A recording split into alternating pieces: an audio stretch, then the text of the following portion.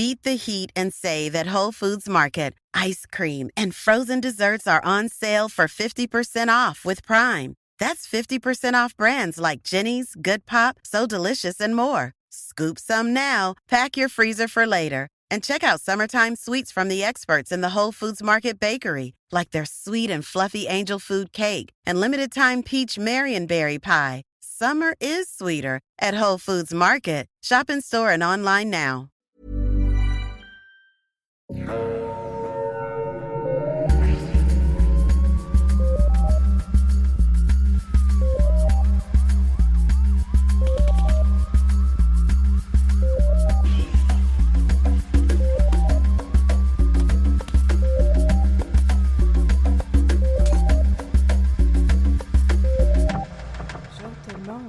Bienvenue à Un peu de crime dans ton café. Je suis votre animatrice Catherine et je suis avec Audrey comme toujours. Bonjour Audrey, comment ça va? Ah, ça va pas trop pire. Il y a une grosse tempête de neige dehors, mais on est bien en dedans. Et toi, comment ça va? On s'est calmé la grosse tempête de neige là. Dans mon temps, on avait 5 pieds de neige quand il neigeait. Non, mais le monde capote leur vie comme si c'était comme tous les hivers. Comme si c'était la première fois qu'ils voyaient de la neige puis qu'ils étaient dans une voiture en même temps. Écoute, on a la mémoire courte au Québec. Je veux dire, adapte ta conduite puis c'est pas si pire que ça, là. On va pas virer fou, là. On n'est pas dans le verglas depuis 28 jours. Voilà, c'était mon rant sur la température. Mais ma sœur a manqué d'électricité hier pendant comme presque 10 heures, fait que... Ben regarde, ça c'est plus dramatique. Moi, c'est les gens qui pognent les nerfs sur la route. Fait que, écoute, moi aussi, c'est ça, la tempête du siècle, là. C'est comme 3 ou 4 flocons qui tombent, là, comme si on était dans une publicité de Noël, là. Fait que moi, je trouve ça génial. Voilà. C'est tout ce que j'avais à dire sur la température. Bon, ben c'est la fin de l'épisode, fait que suivez-nous sur... C'est une blague, c'est pas ça qu'on fait aujourd'hui. On espère que vous avez aimé ça, c'était vraiment le fun! Non, c'est pas ça qu'on fait aujourd'hui. Aujourd'hui, on parle de choses épouvantables. Mais avant, on va parler de café! Oui! Go, à toi! Go! OK, alors... Go au café! Alors, comme vous savez, Un peu de crime dans ton café, c'est Catherine et moi, mais c'est aussi vous, chers auditoristes. On aime beaucoup avoir vos suggestions, vos propositions. Alors, parfois, il y en a parmi vous qui nous écrivent pour nous proposer de goûter à des cafés. Et parfois, malheureusement, c'est des cafés auxquels nous, on n'a pas nécessairement accès. Donc, on va vous dire les recommandations de d'autres auditoristes. Et peut-être que vous pouvez vous procurer ces cafés-là. Alors, c'est vraiment pour renforcer ce sentiment de communauté. Alors, aujourd'hui, c'est une suggestion de Audrey, qui n'est pas moi. Ah, OK. Qui nous recommande le Café des Chèvres Dansantes, qui se situe en Gaspésie. Alors, c'est le Café des Chèvres Dansantes, torréfaction artisanale. Malheureusement, je peux pas vous en dire plus parce que la dernière fois que j'étais en Gaspésie, j'avais 12 ans. Ouais, moi, ça fait 12 ans à peu près la dernière fois que je suis allée en Gaspésie, donc tout est dans tout.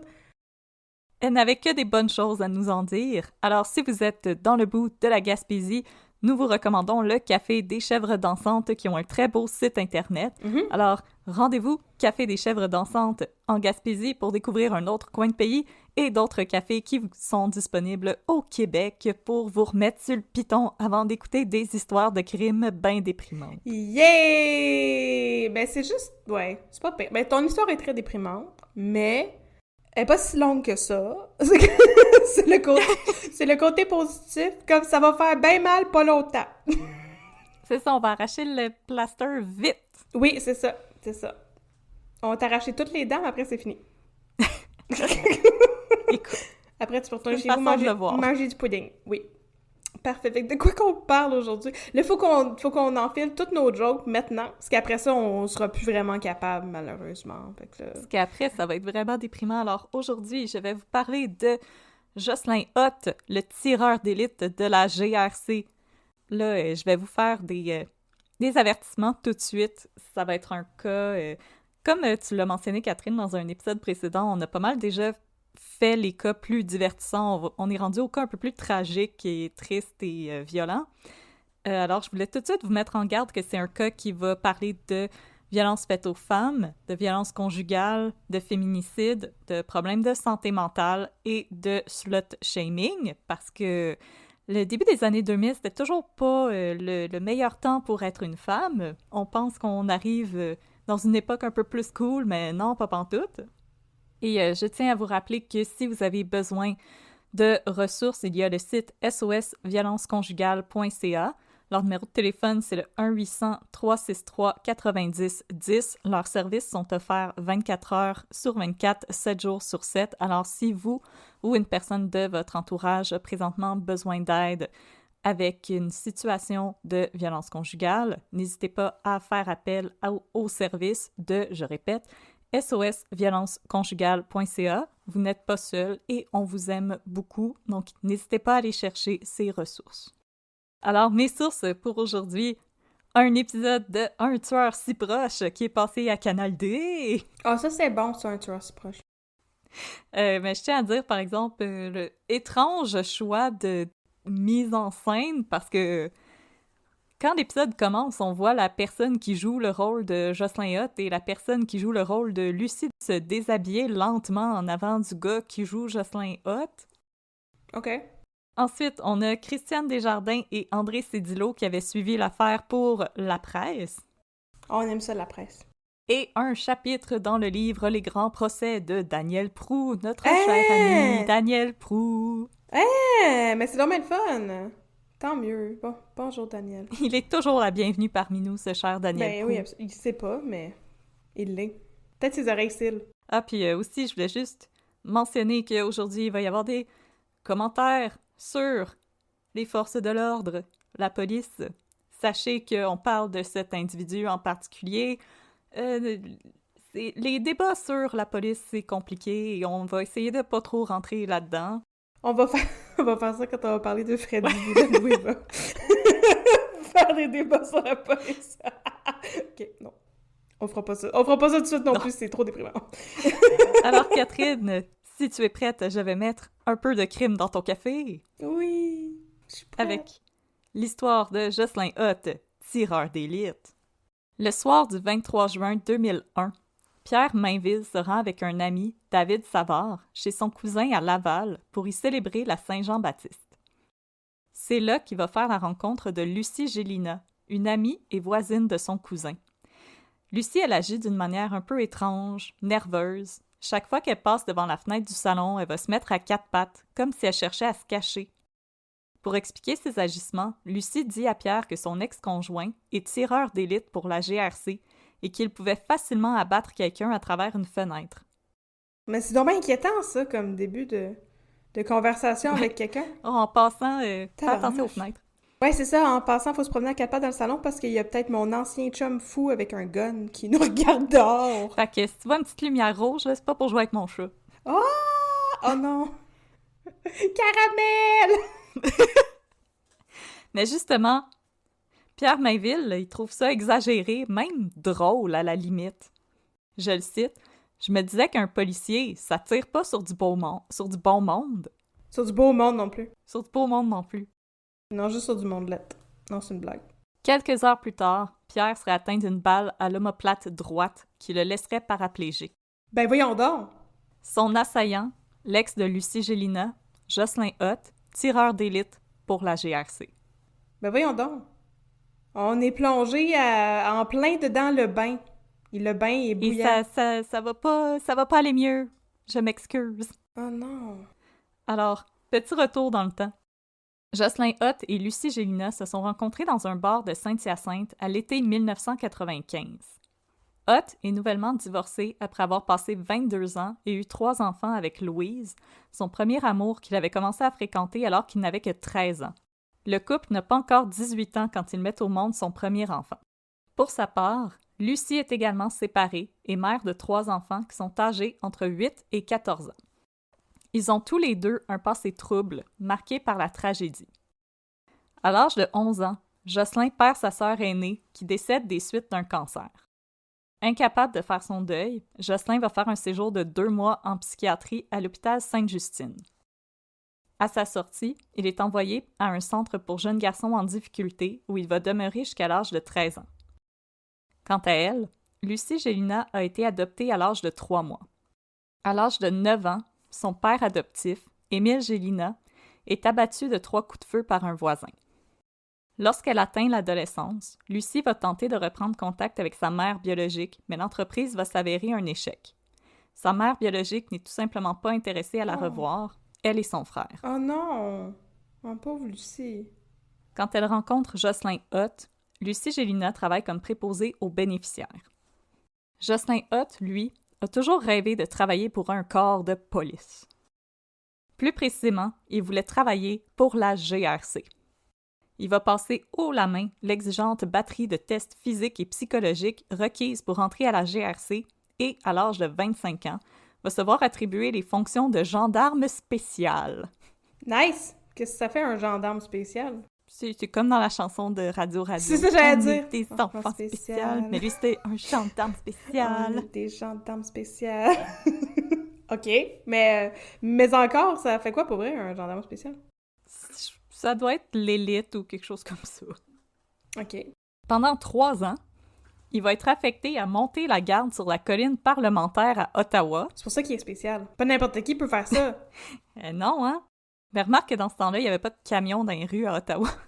C'est une game différente. Mais quand même, faut être spécial pour aller être affecté à ça. Faut être spécial pour aller à Ottawa. C'est une ville spéciale. Alors, il va assurer la surveillance des résidences officielles des élus et des différentes ambassades. Quelques années plus tard, Jocelyn est promu au grade d'enquêteur. Dans ses nouvelles fonctions, il va être transféré au bureau de Saint-Hyacinthe, où il va monter une opération d'envergure dans le monde des stupéfiants. Nice. C'est stupéfiant! Les stupes! Ah, c'était stupéfiant, cette opération! C'est stupéfiant, cette opération! OK, parfait. Jocelyn va cependant crouler sous la pression et les nouvelles responsabilités en lien avec son nouveau poste, et bientôt le couple qu'il forme avec Louise commence à se détériorer. En décembre 1993, Hutt annonce à Louise qu'il la quitte, elle et les enfants, parce qu'il est tombé amoureux d'une de ses collègues de la GRC. Cette dernière lui fait cependant comprendre que ses sentiments ne sont pas mutuels et qu'elle n'est pas intéressée par ses avances. C'est quand même tout un move de quitter sa femme, quitter sa conjointe avant de savoir si l'autre personne est intéressée par toi. C'est comme, je vais quitter ma job et ensuite devenir, justement, tireur d'élite alors que j'ai aucune formation en armes. J'espère que la GRC va me prendre. Fingers crossed! Fingers crossed, on espère! On sait pas! Alors, sa collègue va lui faire comprendre que non, elle n'achète pas de sa marchandise, mais Hutt refuse de prendre non comme réponse. Ah, c'est pas bon, ça. Non. Toutes les comédies romantiques qui nous ont enseigné ça, malheureusement. Mais toutes les comédies romantiques nous ont enseigné qu'un non, ce n'est que le début de des péripéties. Mm-hmm. Pendant 6 mois, il va appeler la jeune femme sans relâche et va même aller jusqu'à cogner chez elle à quelques reprises. La jeune femme va finir par déposer une plainte contre Hutt à la GRC pour harcèlement sexuel. Ouais, c'est ça que j'allais dire. C'est pas... Tu veux pas quelqu'un de même pour être un gendarme spécial et un enfant spécial devant le Parlement, là. Il me semble la GRC aurait dû allumer une petite lumière de four. Mais Hutt va riposter et déposer une plainte contre sa collègue pour comportement indécent en public. Fuck off, voyons donc. Non, c'est pas toi qui fais une plainte, c'est moi qui fais une plainte contre toi, ok? J'ai fait une plainte en premier, c'est moi qui ai gagné, fuck you! Ouais! Voyons donc. Dans sa plainte, Hutt affirme que sa collègue a eu des relations sexuelles avec un policier de Belleuil dans les toilettes d'une brasserie pendant un party de Noël de bureau en 1993. Ouais, mais y a rien qui a rapport avec rien dans cette histoire-là? Puis là, newsflash, les gens ont le droit d'avoir des relations sexuelles si tout le monde est consentant, majeur et vacciné. Ouais. Puis je veux dire, un party de Noël, c'est pas comme la personne a fait semblant d'aller travailler avec son partner, puis au lieu de faire de la patrouille, ils sont allés baiser dans leur char de patrouille. Tu sais, je veux dire, c'est pas comme sur les heures de travail, je vois pas le problème. Mais je veux dire, oui, les toilettes d'une brasserie, mettons, c'est un lieu public. Ouais, peut-être. Ouais, ok, peut-être, ouais. Mais moi, j'ai des raisons de croire que cette plainte était aussi réelle qu'un film de Walt Disney. Ah, non. T'es en train de me dire que les films de Walt Disney ne sont pas comme la réalité? Ah, mon Dieu! Baby! Bonne nouvelle. Oui. Aux gens qui sont en train de pogner les nerfs à la maison, la plainte de Hutt va être rejetée, mais celle de sa collègue retenue. Fait que, yeah, victoire pour les femmes! Yeah, victoire pour les brasseries! Bravo, la GRC! Bravo! Vous avez écouté une femme, yeah! Les 2 agents de la GRC vont être mutés dans des détachements différents au mois de mars 1994. Et là, déconfit, Jocelyn Hutt va retourner auprès de Louise et de ses enfants. Excusez, finalement, ça a pas marché. Mais comment il a fait pour être avec quelqu'un pendant 22 ans avant ça? Mon Dieu, Louise est une sainte. Elle devait être vraiment très patiente comme femme parce que ses comportements me semblent un petit peu excessifs, les comportements de Monsieur Hutt. On n'est pas rendu au procès, fait que je vais te demander d'attendre avant de parler, de dire des choses gentilles sur Louise. Ah, d'accord, pardon. Moi, j'assumais qu'elle était une victime dans cette histoire, mais faut pas make an ass out of you and me, comme disent les Anglais. Mais, je sais pas, Louise, c'est un personnage que j'ai un peu du mal à comprendre. Mais les gens sont complexes. Les gens sont complexes, they contain multitudes. Ah oui, parfait, on continue. Alors après ces échecs amoureux, Jocelyn Hutt va tomber dans une dépression profonde qui va être marquée par des crises de larmes et des comportements suicidaires. Oh non. Incapable de continuer à vivre avec Jocelyn, Louise va le quitter à son tour et l'agent de la GRC va sombrer encore plus profondément dans la dépression. C'est pas toi qui me quitte, c'est moi qui te quitte. C'est encore ça! C'est pas toi qui fais une plainte, c'est moi qui fais une plainte. Ok, oui. Après un arrêt de travail, Jocelyn Hutt recommence à travailler à la GRC, mais il est désormais affecté à des tâches administratives censées provoquer moins de stress. En raison de ses idées suicidaires, la GRC va lui retirer ses armes et Jocelyn va passer ses journées à rédiger des rapports sur ses collègues qu'il soupçonne de trahison ou de lui vouloir du mal. OK. Puis le suivi psychologique du programme d'aide aux employés, il arrive quand là-dedans? Parce que pourquoi? Ouais, c'est une grosse question que j'ai eue tout le long ça vient de... d'où cette accusation-là? Je sais pas si dans les années 90, la santé mentale des policiers, c'était pas encore quelque chose qui existait, mais... Non, ça a été inventé en l'an 2000. Avant, ça n'existait pas la santé mentale des hommes. C'est comme l'éthique à la SQ, là, dans notre épisode de Charles Marion, qu'on est comme... Quand est-ce que ça a été inventé, c'est après l'éthique? 1977. C'est comme les mimes, tu sais. Ça a été inventé en 78, puis en 77, il y avait Charles Marion. Exactement. Oui. Alors, Jocelyn Hutt, j'ai pas plus d'informations là-dessus, mais ça disait qu'il s'est soigné, donc j'imagine qu'il y a eu un suivi psychologique ou qu'il a été mis sous médicaments. Ouais. En passant, il n'y a aucun problème avec ça. Si vous avez des problèmes de santé mentale, allez consulter, Ouais. prendre des médicaments, il n'y a aucun... il ne devrait pas y avoir de stigma autour de ça. C'est super correct. Il faut se soigner. non, c'est ça. C'est super important. Exactement. Si vous avez besoin d'aide, allez la chercher. Il n'y a aucune honte à avoir besoin d'aide. On vous encourage même à le faire. Il n'y a vraiment aucun problème. Puis il faut être plus ouvert aussi sur ces questions-là de santé mentale. C'est super important de se soigner. Ben oui, c'est important. Puis il faut normaliser ça aussi, puis en parler, parce que c'est rare dans la vie que le monde complote contre toi. Tu sais, fait que si t'as l'impression qu'il y a ça qui arrive, peut-être que...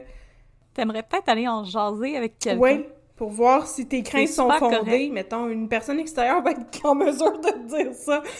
Que vous soyez policier, chef cuisinier, peu importe, allez consulter. Il n'y a aucune honte, il n'y a aucun problème. C'est parfaitement normal d'avoir besoin de consulter, d'avoir besoin de parler.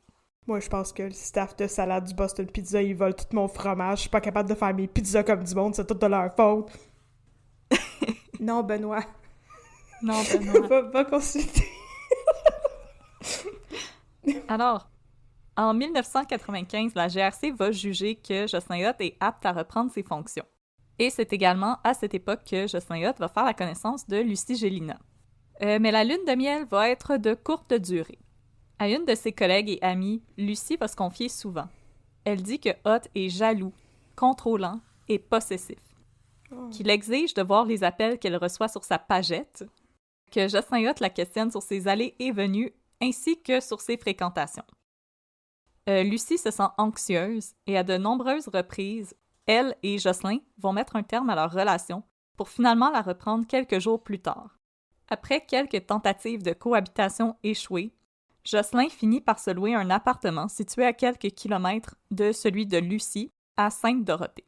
En 1998, Jocelyn Hutt est affecté à la section VIP de la GRC. Il est maintenant en charge de la protection des personnalités canadiennes et d'agents diplomatiques. En tout, Ils sont 110 agents chargés de protéger des politiciens canadiens et des dignitaires en visite au pays. Comme tous les membres de son unité d'élite, Hutt doit suivre un entraînement spécialisé. Conduite automobile avancée, maniement des armes à feu et techniques de surveillance. Pendant les élections fédérales de novembre 2000, Jocelyn Hutt va être assigné à la protection du chef du Bloc québécois, Gilles Duceppe. Le plus grand défi professionnel de la carrière de Jocelyn Hutt va arriver au printemps suivant, en avril 2001. Que s'est-il passé en avril 2001? Pas le 11 septembre. Pas encore le 11 septembre. Non, le poisson d'avril 2001. C'était le plus gros poisson d'avril ever. De tous les poissons d'avril. Qu'est-ce qui s'est passé en avril 2001? Je suis censée le savoir? Ben toi puis moi, on était un peu jeunes pour s'en rappeler. Là. Ouais. C'était le sommet des Amériques. Ben, on n'était pas là. On était... À notre défense, on n'a pas participé à ce sommet-là. Oh non, on était, Okay, oui. On était un peu jeunes. On était en âge de faire le cocoton. Cocoton. À la place, proche de Pâques. Alors, le sommet des Amériques s'est déroulé dans la ville de Québec. Ah, ben, effectivement, on n'était pas là, puis on était trop jeunes. Exactement. Pour ça qu'on s'en rappelle pas. Alors, pour les gens qui, comme Catherine et moi, étaient trop jeunes, pour ceux et celles qui étaient pas nés, ou pour ceux et celles qui donnent carrément pas le fuck, le sommet des Amériques, ça s'est déroulé du 20 au 22 avril 2001. C'était le lieu des pourparlers concernant la proposition de libre-échange des Amériques, ZLEA. Il s'agissait de la 3e rencontre entourant le processus de négociation après ceux de Miami en 1994 et de Santiago au Chili en 1998. Oh! Capsule historique. Ben oui, je savais même pas qu'il y avait ça, une affaire de libre-échange en Amérique. Je savais juste que comme... C'est incroyable! Il y avait eu quelque chose qui s'était appelé le sommet des Amériques, mais j'avais zéro idée c'était quoi, alors voici. Ouais, dans ma tête, c'était juste comme le G7, ils font juste jaser pour le fun. Moi aussi, je pensais que c'était juste ça. C'était juste comme What's up? What's up, l'Allemagne? Aucune décision l'Allemagne? importante qui se prend, ils font juste jaser. What's up, l'Allemagne? What's up, l'Italie? Hey! Yo, les Amériques! Alors, Cuba! alors là, puisque tous les chefs des gouvernements des Amériques, à l'exception de Cuba... Oh non, ben il était même pas là, Cuba. Reste dans ton coin, je suis Cuba, on tellement va pas à parler. côté de la traque, là. Pas les communistes. Hey, les maudits communistes, les rouges. Better dead than red, comme ça. Eh boy. Okay. Tu vois, je suis capable de faire des jokes pareils, malgré ce sujet terrible, même si je me suis gâchée à la fin de l'épisode. On n'est pas dans le bout, on n'est pas dans le bout tragique. Non, encore. non, on est dans le bout, on fait des jokes sur les communistes. Alors, il va s'en suivre une des plus importantes opérations de sécurité de l'histoire du Canada. Wow. Parmi le dispositif de sécurité mis en place, Jocelyn Hutt va être mis en charge de 9 convois chargés d'assurer la protection des chefs d'État. De George W. Bush. Et c'était George W. Bush dans ce temps-là? Ben oui, c'est lui, c'est ça. Il portait son petit polo de golf, là, pis un alligator en arrière de lui sur le terrain. Son chapeau de cowboy. Hey! Qui l'avait suivi de la Floride. Hey! C'est mon alligator de compagnie! Ouais. Il était prêt à transitionner vers les beaux terrains de golf de la région de Québec. Yeah! Yeah! On va jouer au golf, c'est plein! Cool! En fait, il était ça droit dans le fleuve, les balles de golf. Voilà! Non, on est réglé! Fini! Alors, de nos jours, on se rappelle surtout des nombreuses manifestations civiles qui ont entouré les négociations. Il va y avoir plus de 50 000 manifestants provenant de partout en Amérique qui se sont rendus à Québec pour faire entendre leurs contestations. Parmi les groupes présents, on va retrouver entre autres Greenpeace, le NPD, le PQ, le Parti communiste du Canada, le Parti communiste révolutionnaire et des nombreux groupes anticapitalistes, syndicaux, étudiants, donc ils se pratiquaient pour 2012, et des groupes féministes. Ben c'est littéralement parce que Cuba était des communistes qui étaient pas là. C'est vraiment ça! Ouais. C'est parce que... Ah, ok, ben voilà! J'avais tout compris. Parce que les manifestants étaient de gauche et non de droite, ils ont fait face à une importante répression policière. Ah, les commentaires politiques! C'était la blague politique de l'épisode. Non, on en a fait plusieurs jusqu'à temps. Ouais. Mais les autres étaient improvisés, ça là était scripté. La police va utiliser des bombes lacrymogènes, des canons à eau, des projectiles de plastique qui vont servir à disperser non seulement des manifestants violents, mais aussi des manifestants pacifiques et les équipes médicales qui faisaient juste essayer d'aider le monde. Des projectiles de plastique, aïe aïe! Ouais, les balles de plastique, tu sais, quand on entend les gens qui ont perdu, le jeune homme qui a perdu un œil à la manifestation de Victoriaville, c'est ça qui a mangé en même temps. Je pensais que c'était des balles en caoutchouc, c'est pour ça. OK, non, c'est la même chose, parfait. La répression policière va faire place à des débordements. Il y a des gaz lacrymogènes et des projectiles de plastique qui vont être lâchés sur des simples citoyens de la ville de Québec qui essaient juste d'aller travailler, d'aller prendre un café chez leur ami. Oh non! Qui voulaient juste vivre. D'aller au bon restaurant italien dans le Vieux-Québec où est-ce qu'on est allé. Ouais, je sais pas s'il existait dans ce temps-là. On se rappelle pas c'est quoi le nom, puis on sait pas s'il existait, fait que c'était le voilà, sapristi. une joke incompréhensible. Ah ben oui, c'est vrai! Vos pâtes sont très bonnes, merci! J'étais comme si j'ai fait une joke totalement incompréhensible. Il y a des commerces qui vont être obligés de fermer quand il y a des bombes lacrymogènes qui vont se rendre dans la zone verte, qui était une zone entièrement libre d'activité en lien avec le sommet des Amériques. Donc, il y avait la zone verte où il n'y avait pas de manifestation, la zone jaune où il commençait à y avoir des affrontements, et la zone rouge qui était là où il y avait le gros de l'action. Yeehaw! Et il y a des projectiles qui vont se ramasser dans la zone verte. Ben là... Le sommet des Amériques va cependant se solder sans qu'aucune décision ne soit prise whatsoever. Et en 2003, la présidente de la commission des plaintes publiques à la GRC, Shirley Heafy, va déclarer que les membres de la GRC ont utilisé une force excessive et injustifiée dans leur usage de gaz lacrymogène pour déplacer les manifestants, qu'une réponse plus appropriée aurait pu être mise à l'épreuve en premier. Je suis d'accord, oui, ça sonne un peu excessif, mais oui. Fait que, au moins, la GRC dit « My bad ». Mais en même temps, on n'était pas là pour juger, on était au cocoton, fait que on sait pas.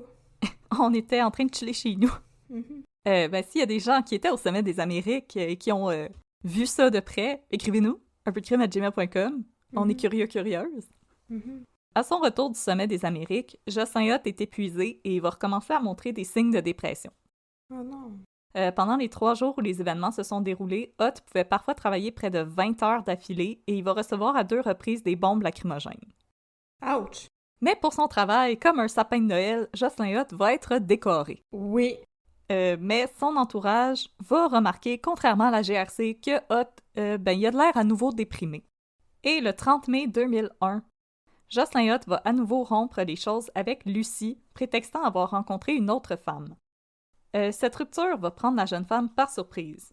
Jocelyn Hutt revenait de voyage, ils avaient passé une belle soirée ensemble au restaurant, tout avait l'air de bien aller. Donc Lucie comprend pas trop qu'est-ce qui s'est passé. Alors le 2 juin, elle se rend chez Hugues Ducharme, son voisin d'en haut, pour lui confier sa peine. Ducharme, qui connaissait Lucie depuis à peine 1 an quand elle venait d'emménager dans son nouvel appartement, et qui faisait juste la saluer une fois de temps en temps quand ils se croisaient et qui pelletait parfois son entrée parce qu'il était un bon Jack, va lui proposer de sortir pour se changer les idées. Ensemble, ils vont se rendre dans un bar où Lucie va faire la connaissance d'un assembleur-soudeur. Et, selon Hugues, les choses avaient l'air de cliquer entre eux, alors il les a laissés ensemble et il est rentré chez lui. Mon Dieu, il est donc bien suave, Hugues l'entremetteur. Il a de l'air bien le fun, Hugues. Oh là là, lui, il sait comment te show you a good time, comme qu'il dit. Lui, c'est un meilleur ami de comédie romantique. Là. Oui, c'est vrai, hein, on est de retour dans les comédies romantiques. Quelques jours plus tard, Lucie fréquente officiellement ce nouvel homme, qu'elle qualifiait de gentil garçon, et avec qui elle se sentait bien. À une amie, elle va confier que son nouveau conjoint s'occupe très bien d'elle, de ses enfants, qu'il lui fait souvent à souper et qu'elle est heureuse. Oh, ben tant mieux pour elle. Mais Jocelyn Hutt, oui, qui n'est jamais vraiment sorti du décor, lui, il peut pas accepter que Lucie soit heureuse avec un autre homme. Mais c'est lui qui l'a laissé. Exactement. Oh, mon Dieu.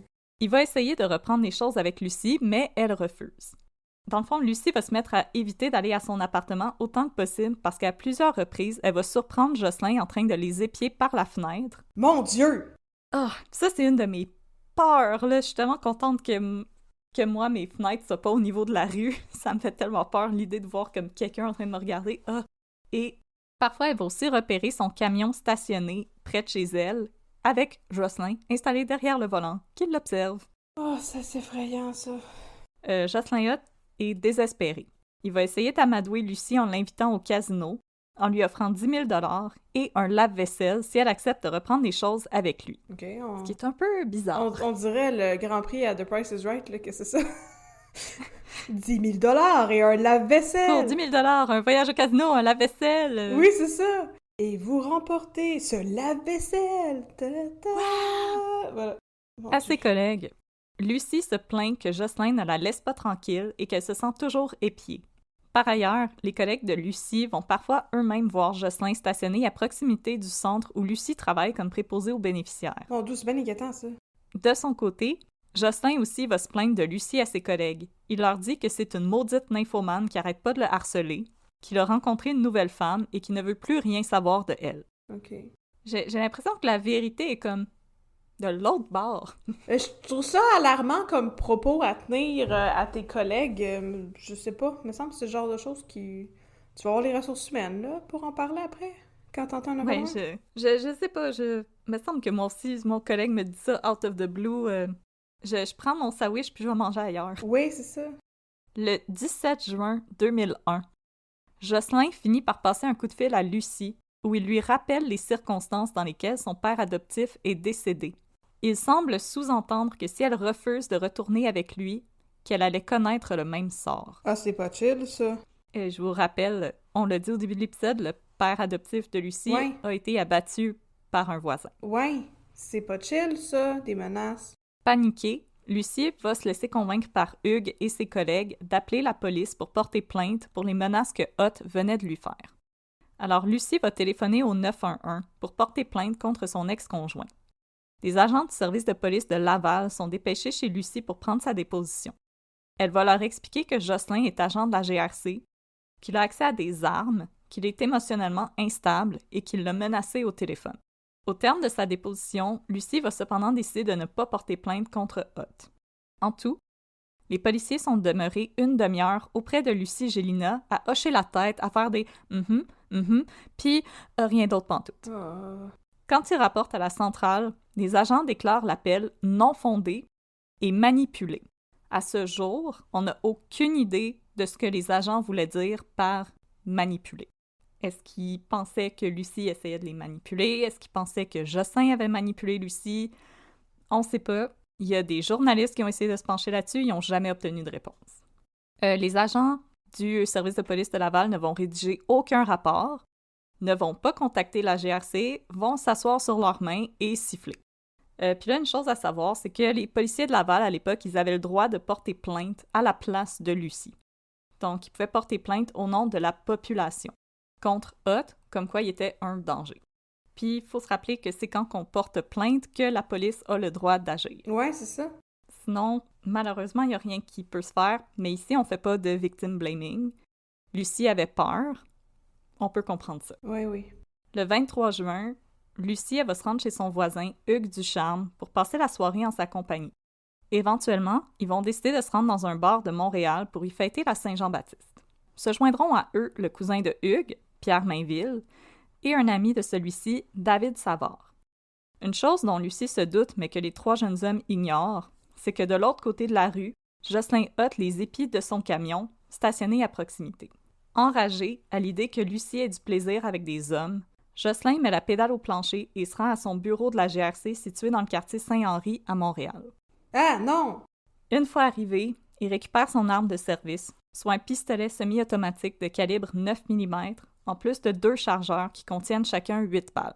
Il n'y a aucune règle qui lui interdit de porter son arme quand il n'est pas en devoir. Au passage, il va même en profiter pour saluer quelques-uns de ses collègues qui étaient sur place. Comme si de rien n'était. Oh, mon Dieu. De retour chez Lucie, Jocelyn va arriver juste à temps pour voir Lucie et ses 3 amis quitter l'appartement pour monter à bord de sa voiture. Il aurait suffi de quelques minutes à peine pour que Jocelyn Hott perde la trace de Lucie et des jeunes hommes. Là, avertissement à nos auditoristes qui ont une âme peut-être un peu plus sensible, ça va devenir très rough les prochaines minutes de l'épisode. Ok, je vais fermer mes oreilles. Donc, c'est le petit drapeau rouge si vous voulez faire un fast-forward pour les prochains 5 minutes. Lucie démarre, direction Montréal, et Hott la prend en filature. Quelques minutes plus tard, il fait un appel de phare et Lucie comprend que son ex la suit. Elle se range sur l'accotement et malgré les hésitations de ses camarades, elle quitte son véhicule pour monter à bord de celui de Hot. Oh. Là, elle va avoir une brève discussion avec son ex, au terme de laquelle elle va parvenir à le convaincre de se joindre à eux pour fêter la Saint-Jean à Montréal. Jocelyn accepte et Lucie retourne à bord de son véhicule pour reprendre la route. Quelques minutes plus tard, Hot fait un nouvel appel de phare à Lucie parce qu'il veut faire un détour par chez lui pour se changer. Il avait passé sa journée à faire des travaux à l'extérieur du domicile de son frère et ses vêtements étaient sales. Lucie ne comprend cependant pas pourquoi Jocelyn veut à nouveau s'arrêter et puisqu'elle arrive sur l'autoroute, elle décide de poursuivre son chemin. Mm-hmm. Pour Jocelyn, c'est la goutte qui a fait déborder le vase. Les deux véhicules défilent maintenant sur l'autoroute 13 Sud. À quelques reprises, Jocelyn fonce délibérément dans le pare-choc arrière de la voiture de Lucie. Oh my God! C'est une poursuite, là. Oui, oui! Cette dernière appelle le 911 avec son cellulaire, mais c'est Mainville qui va prendre l'appareil pour que Lucie puisse garder les deux mains sur le volant pour éviter les voitures. C'est là que les balles vont commencer à pleuvoir dans l'habitacle de la petite voiture de Lucie. Oh my God! Assis à côté de Lucie, Hugues Ducharme est le premier à avoir été blessé. Il a reçu 5 balles, dont une lui a fracassé la mâchoire. Ben voyons donc, 5 balles! Oh my God! Et là, je cite son témoignage. « C'est comme si une barre de fer m'avait traversé la mâchoire. C'était très douloureux, je ne pouvais plus parler, ça saignait, j'avais la langue déchiquetée. Ben oui, je comprends. Je me suis dit qu'il fallait qu'on se pousse. Je guidais Lucie par signe pour qu'elle passe entre les voitures. On zigzaguait d'un bord de l'autre. À un moment, j'ai senti mon bras se disloquer. J'ai pas senti la balle. Les balles sifflaient dans l'auto, ça criait bien fort. » Assis derrière avec David Savard, Pierre Mainville se rappelle avoir parlé longtemps avec le 911. « J'ai parlé jusqu'à ce que je reçoive une balle dans le dos. Là, j'ai perdu le souffle et je suis tombée sur le côté. J'ai dit à David que j'avais été touchée dans le dos. Il a passé sa main dans mon dos et m'a dit « T'es correct ». Puis il a regardé sa main. Elle était pleine de sang. Il m'a dit « Bouge plus ». Oh my God! Pierre se rappelle qu'à ce moment, il y avait beaucoup de circulation sur la route, probablement à cause de la Saint-Jean-Baptiste. Ben oui. La voiture a commencé à ralentir, puis on a heurté quelque chose. J'ai demandé à David qu'il se couche sur moi, qu'il fasse le mort. Les derniers coups de feu ont été tirés juste à côté de nous. Selon Hugues Ducharme, Lucie a eu le coup fatal dans les derniers moments. Le véhicule était sur la compression, elle ne pesait plus sur le gaz. Il y a eu un léger impact. J'avais l'impression qu'elle était morte. Après la compression, je me souviens plus s'il y a eu d'autres coups de feu. Tout ce que je voulais, c'était vivre. Je pensais à ma famille. Je me voyais pas mourir à ce moment-là, sans explication. Pas longtemps après, la police est arrivée. J'ai jamais été aussi content d'entendre des sirènes. Oh my God! Mais c'est terrible! Il les pourchassait sur l'autoroute en leur tirant dessus! Ben voyons donc! Puis la SQ pouvait rien faire parce qu'il y avait trop d'autos. Ouais. Comme la SQ, ils ont repéré la poursuite, mais ils pouvaient rien faire. Oh my God! Il aurait pu provoquer un encore plus gros accident. Ouais. En tout, 15 balles vont s'abattre sur Lucie, David, Pierre et Hugues. Au terme de l'affrontement, Hot s'est approché à moins d'1 mètre du véhicule de Lucie pour l'abattre d'une balle à la tête. Oh my God! La voiture de la jeune femme s'est écrasée contre un muret et s'est immobilisée. Les 4 passagers sont dans un état critique, mais par chance, les secours arrivent rapidement sur les lieux. 3 balles ont atteint Hugues Ducharme. David Savard a reçu 2 balles au bras gauche. Pierre Mainville a reçu une balle à l'omoplate droite qui a ensuite fracassé sa colonne vertébrale. Oh! Mais pour Lucie Gélina, il est trop tard. C'est elle qui a reçu le plus de balles, 5 au total. Une à la cuisse, une au bras, une à l'abdomen, une à l'épaule. C'est celle qu'elle a reçue à la tête qui l'a tuée. Ben oui. Avertissement, s'il y a des curieuses parmi vous, dans l'épisode de Un tueur si proche, on voit la voiture être analysée par les experts en scène de crime. Ouais. C'est quelque chose que vous voulez pas nécessairement voir. Oh non, ça doit être épouvantable. Sachez-le. Puis pendant l'épisode, on entend l'appel au 911 de Pierre Mainville. Ça aussi, c'est pas nécessairement quelque chose que vous voulez entendre. Ouais. L'appel est disponible même sur Internet, vous pouvez l'écouter. Il y a des choses dans la vie que c'est pas nécessaire de les écouter. Non, effectivement. Jocelyn Hott, il est en fuite. Les patrouilleurs de la SQ sont à ses trousses. Il va être intercepté quelques kilomètres plus loin quand il s'arrête dans une station-service pour s'acheter un 7-Up. Il est arrêté et amené au poste où il va être accusé du meurtre prémédité de Lucie Gélina et de tentative de meurtre sur Hugues Ducharme, David Savard et Pierre Mainville. Avant la tenue de son procès, Jocelyn Hott va être interné à l'Institut Philippe Pinel de Montréal pour y subir des évaluations psychiatriques. Hott est suspendu de ses fonctions, mais il continue de toucher son salaire. Mais voyons donc. C'est en novembre 2002 que va s'entamer le procès de Jocelyn Hott, qui est accusé du meurtre prémédité de son ex-conjointe, Lucie Gélina. Le nerf de la guerre, ça va être de déterminer si le meurtre était prémédité ou si Hott avait été atteint de folie passagère. Oh. L'ex-conjointe de Jocelyn Hott, Louise, va être appelée à témoigner. Selon elle, elle a bien reconnu les mêmes signes de dépression que Hott avait exhibés au temps de leur rupture en 1994, au printemps 2001, soit après le sommet des Amériques et avant le drame qui allait coûter la vie à Lucie Gélina. Selon elle, le 17 juin 2001, elle s'était rendue chez les parents de Hott avec leurs 3 enfants pour y célébrer la fête des pères. Hott n'allait cependant pas bien. Il allait se coucher, il pleurait beaucoup. À la fin de la journée, il aurait supplié Louise de l'aider parce que selon lui, Lucie le rendait fou. Louise aurait alors proposé à Jocelyn d'aller chez Lucie pour discuter avec elle, ce que Jocelyn a accepté. Elle aurait cependant rebroussé chemin quand, presque arrivée chez la victime, Hott l'aurait appelé sur son cellulaire pour lui dire de ne pas y aller parce que Lucie allait lui faire perdre tout ce qu'il avait. Petit rappel, le 17 juin, c'est le jour où Hott a fait des menaces à Lucie au téléphone, la veille qu'elle appelle au 911 pour le dénoncer. Dans son témoignage, Louise affirme qu'elle connaissait bien Lucie et qu'elle l'avait embauchée à temps partiel pour tenir un comptoir au marché 441. Elle a cependant regretté la chose parce que Lucie lui posait sans cesse des questions sur Jocelyn et sur ce qu'elle devait faire pour le garder satisfait au lit. Elle m'appelait souvent en pleurant pour me demander des trucs pour garder Jocelyn. À un certain moment, je lui ai dit de ne plus m'appeler. Selon elle, Jocelyn a souvent essayé de se débarrasser de Lucie sans jamais y parvenir. C'est Louise qui dit ça. C'est Louise qui dit ça. Fait qu'est-ce qu'elle essaie de faire passer Lucie pour une ex-obsédée? Ouais. Je suis pas sûre que j'aime ça. Le plan de la défense, c'était vraiment de faire passer Lucie pour une espèce de nymphomane obsédée avec Jocelyn Hott. Ben oui, c'est bien le fun d'être une nymphomane, là, mais je veux dire, c'est pas elle qui l'a pourchassé sur l'autoroute en y tirant des balles, là. Non, puis je veux dire... C'est quoi le rapport? Tu sais, être aux prises avec une personne obsédée, il y a des recours autres que l'abattre sur l'autoroute. Oui, effectivement. Comme même si ça avait été le cas, parce que moi, je m'excuse, là, toute la défense, moi, j'y crois pas 2 minutes. Il y a d'autres recours. Il était quand même policier. Je pense qu'il connaissait ces recours-là. Ouais. Puis comme, je tiens à dire, de mettre fin à une relation pour la reprendre quelques jours plus tard, c'est une technique de manipulation.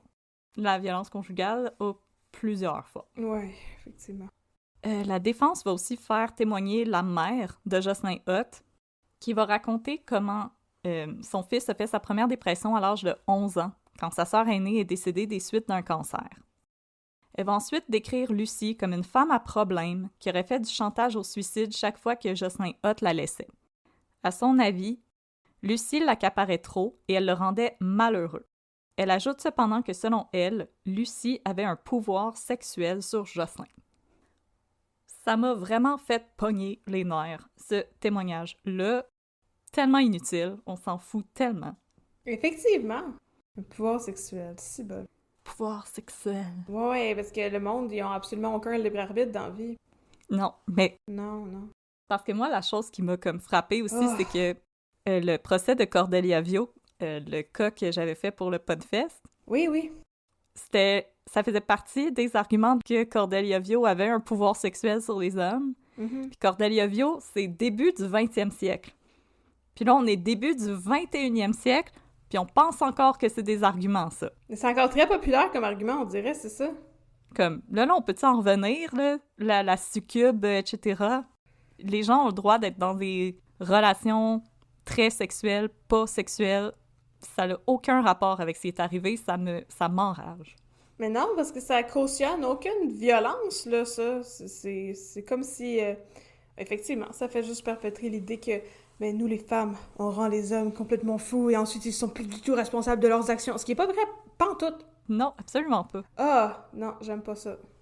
Ensuite, Jocelyn Hutt va témoigner. Selon lui, le premier coup de feu en était un de summums, donc un warning shot. Quoi? Beat the heat and say that Whole Foods Market ice cream and frozen desserts are on sale for 50% off with Prime. That's 50% off brands like Jenny's, Good Pop, So Delicious, and more. Scoop some now, pack your freezer for later, and check out summertime sweets from the experts in the Whole Foods Market Bakery, like their sweet and fluffy angel food cake and limited time peach Marionberry pie. Summer is sweeter at Whole Foods Market. Shop in store and online now. Mais de warning de quoi? De, je sais pas, moi, de attention, je vais t'abattre avec 15 balles. Ouais, c'est ça. Le premier coup de feu, c'était pour inciter Lucie à arrêter son véhicule. Ben oui, mais il aurait juste tiré dans la tête plus rapidement. Mais c'est ça. Qu'est-ce que c'est ça, cette idée-là? OK. Yeah, Elle aurait plutôt choisi d'accélérer, et c'est ça qui aurait été l'élément déclencheur du drame. Oui. À partir de là, Hutt dit qu'il se rappelle de rien. Il se rappelle pas avoir mitraillé la voiture de la victime, il se souvient avoir eu son arme à la main, mais déclare avoir perdu la raison et la notion du temps. OK. J'étais comme un autocuiseur qui aurait sauté. Ouais. Quand les agents de la SQ lui ont appris la mort de Lucie, il a cru qu'on le menait en bateau. On voit aussi les vidéos de quand la SQ l'interroge, puis Jocelyn Hutt dit « Non, non, non, c'est pas vrai ». Donc, très in denial. Il avance aussi qu'il faisait une dépression à l'époque, qu'il était à bout de force, qu'il avait perdu le goût de vivre et qu'il pleurait souvent. J'aime pas ça, cet argument-là. OK. Ensuite, Hutt va donner sa version du déroulement de sa relation avec Gélina. Il aurait tenté de mettre fin à leur relation à 4 reprises, mais sans succès parce que la jeune femme refusait de lâcher prise. Elle glissait des mots doux sous sa porte, l'attendait sur les lieux de son travail ou à la porte de son domicile. 3 semaines avant le drame, il a de nouveau rompu avec Lucie, mais le scénario s'est répété. Si bien qu'il a accepté de renouer, non sans se rendre compte que Lucie partageait déjà sa vie avec 2 autres hommes. Ça, c'est l'argument que j'ai de la misère à comprendre. Selon moi, les 2 autres hommes, c'était l'assembleur-soudeur, dont j'ai parlé plus tôt. Ouais. Mais qui était le actual conjoint de Lucie. Ouais, c'est ça. Et Hugues Ducharme, qui était juste son ami et voisin. Son voisin, c'est ça. Et la chose l'aurait rendu malheureux au point d'en perdre la raison. Le procureur de la Couronne, Maître Boutillier, va cependant soumettre Hutt à un contre-interrogatoire serré au cours duquel Hutt va se contredire à plusieurs reprises ou offrir des réponses évasives aux questions de l'avocat. C'est là qu'on va apprendre plus de détails sur le harcèlement dont son ancienne collègue de la GRC avait fait les frais en 1994. Pendant le contre-interrogatoire, Jocelyn Hutt se défend d'être un homme jaloux. Cependant, lorsque Maître Boutillier va le questionner sur une altercation ayant eu lieu entre lui et la jeune femme au palais de justice de Saint-Hyacinthe et un policier de Belleuil, Hutt va affirmer qu'elle est allée l'embrasser pour me provoquer. Elle m'a regardé et elle m'a souri. J'ai dit « La toilette est là, allez-y ». OK. Il a aussi ajouté qu'à une autre reprise, son ex-collègue serait allé le provoquer à la cage au sport. Quoi? OK. Je sais pas, il a volé des frites. Ouais, c'est ça. Donne-moi tes onion rings. Selon l'ancienne collègue de Hutt, le harcèlement de celui-ci n'aurait pas cessé après qu'elle ait porté plainte à la GRC et qu'ils aient été mutés à des unités de services différentes. Ah, tu m'étonnes. Tu m'étonnes! Bon, ben, c'est étonnant. À plusieurs reprises, celui-ci serait encore allé cogner chez elle et aurait même appelé la sœur de la jeune femme pour lui dire que sa sœur lui avait fait du mal et qu'il lui en ferait en retour. Ben voyons donc! Exténuée, la jeune femme a fini par demander à être transférée dans son village natal du Nouveau-Brunswick. OK, tant mieux pour elle. Là, elle a encore aperçu Jocelyn Hutt passer 4-5 fois devant son domicile à bord de son camion. Ben voyons donc, pour vrai? Ah, ciboire, OK. Fait que la GRC, unpopular opinion, il aurait jamais dû retourner dans les rangs de la GRC. Ben non! Ça aurait dû finir là. Oui, effectivement, parce que c'est vraiment abusif comme comportement, là. Tu sais, c'est une personne qui avait eu de l'entraînement pour faire des filatures et des choses comme ça, là. C'était la pire combinaison qu'il n'y avait pas, là. Mm-hmm. Mais les témoignages les plus importants dans l'affaire, ça va être ceux des psychiatres. Pour la défense, c'est le psychiatre expert Louis Morissette, qui n'est pas marié avec Véronique Cloutier, qui va témoigner. Il va diagnostiquer Jocelyn Hott d'une dépression majeure de type modéré. Hott était donc déprimé, mais il arrivait à fonctionner dans certains domaines en raison de ses acquis. Il était très déprimé moyennement. Et c'est ça, dépression majeure modérée. Mon Dieu, entendez-vous sur un terme? Qu'est-ce que c'est ça? Comme il était capable de fonctionner, mais il était déprimé. Ouais, appelez juste ça une dépression modérée. Je comprends pas, il me semble que c'est super contradictoire comme... Ouais, moi aussi, je trouve ça un peu étrange, mais voici l'explication du psychiatre. La maladie dépressive n'enlève pas tous les moyens. Il a eu une réaction catastrophique à un élément stresseur, soit le refus de s'arrêter de Gélina. Ouais. Il savait qu'il avait une arme et qu'il pouvait tuer quelqu'un. Il a perdu ses freins comportementaux. S'il avait été confronté à la même situation sans maladie dépressive, il n'aurait pas réagi de la même manière. OK. Moi, c'est encore une fois, la dépression, ça peut expliquer des choses, mais ça ne peut pas excuser des choses. Mais je suis pas d'accord. Je veux dire, ça, c'était en 2001. Ben, 2002, là, on est rendu. Mais quand il stalkait sa collègue, là, jusqu'au Nouveau-Brunswick, il n'avait des comportements inquiétants, puis il était pas en dépression. C'est ça. Moi aussi, je me disais comme... C'est quoi cette explication? Quand il a fait ces autres choses-là étranges, puis Lucie Gélina aussi, qui avait dit à ses collègues qu'elle se sentait pas en sécurité avec lui au début de leur relation, mais c'était pas des moments où il était en dépression, là. Non, c'est ça. Comme oui, il y a eu des pics, mais pendant les espaces entre ces pics-là, il y en a eu des comportements inquiétants, là. C'était un homme jaloux qui détestait les femmes. Point final à la ligne. Ouais, effectivement. Maintenant, le psychiatre de la Couronne, c'était Jocelyn Aubu, qui, lui, n'adhère pas du tout à la théorie du docteur Morissette, parce que, selon lui, il serait trop facile de tout mettre sur le dos de la dépression, et je suis entièrement d'accord avec lui. Oui, moi aussi. S'il ne nie pas que Hott faisait une dépression majeure à l'époque et que la maladie a pu avoir un impact sur ses actions, il est persuadé que le motif principal se trouve ailleurs. Ouais. Selon lui, le réel déclencheur du drame était la vexation sexuelle de Hott face à Gélina. Ouais, c'est peut-être sa misogynie latente. Oui, je pense que sa profonde haine des femmes, c'est une bonne explication. Moi, en tout cas, je suis un peu dérangée par tous ces propos à l'égard de pas mal toutes les femmes dans cette histoire-là, là, quand il traitait le monde de nymphomane et tout, ça ne sonne pas exactement comme quelqu'un qui a beaucoup de respect et d'estime pour le... La jante féminine? Ouais, non, j'allais dire le sexe opposé. Pas le sexe opposé. Oui, mais la jante féminine, ça fait. Alors, le soir du 23 juin, Hott se serait rendu au domicile de Gélina pour la trouver en compagnie de 3 jeunes hommes en train de boire de la bière et de fumer des joints. Elle a le droit, live your best life. Oui. À un moment, quelqu'un a tiré les rideaux et Hott a assumé que Gélina s'apprêtait à avoir des relations sexuelles avec les 3 hommes. Encore une fois, elle a le droit. C'est ses affaires. Ouais, mais elle a peut-être faire d'autres choses aussi. Il pouvait faire des courses sur Mario Kart. Oui. Peut-être qu'il voulait pas que le monde creepy dans la rue les regarde, puis qu'il se posait qu'il a fermé les rideaux. Peut-être qu'elle voyait que Jocelyn Hott, il l'épiait, puis elle a fermé les rideaux parce qu'elle était écœurée. Ben oui, c'est possible, ça aussi. En colère, c'est là que Jocelyn Hott serait allé chercher son arme à Saint-Henri.